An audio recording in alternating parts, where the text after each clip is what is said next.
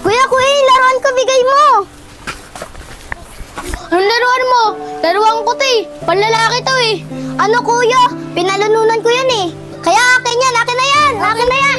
Akin na yan. Ay, Akin na yan. Irish, ano ba yung pinag-aawain nyo? Tay, yung pugs ko po kinuha ni kuya. Kasi po napanalunan ko yan. Di po tay, akin po to. Panlalaki po. Hindi po tay, akin po talaga yun. Huwag po kayo maniwala dyan. Akin po to, panlalaki to eh. Tay, akin po yan, akin Sige, po sige yan. na, huwag na kayo mag-away magkapatid. Sa kanya naman pala yung Kyle eh. Bigay mo na sa kanya. Total, panganay ka naman. O sige na, tara na, para makakain na tayo. Gutom na ako eh. Tara na.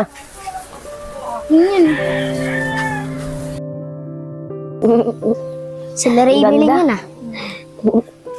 Raybelin, Rosalie, ang ganda naman ng mga manika nyo. Oo, maganda tong manika ko. Binilan ako ng daddy ko kasi galing siyang abroad. Kaya huwag ka nang magtanong, Iris, kasi mahal to, hindi mo kaya itong bilhin.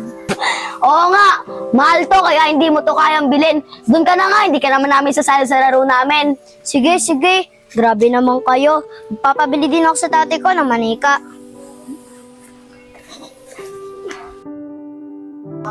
Tay, sasabihin po ako. Kung ano naman yun, anak. Kasi po yung mga kaibigan ko may Barbie na. Ang gaganda po ng Barbie nila. Ako na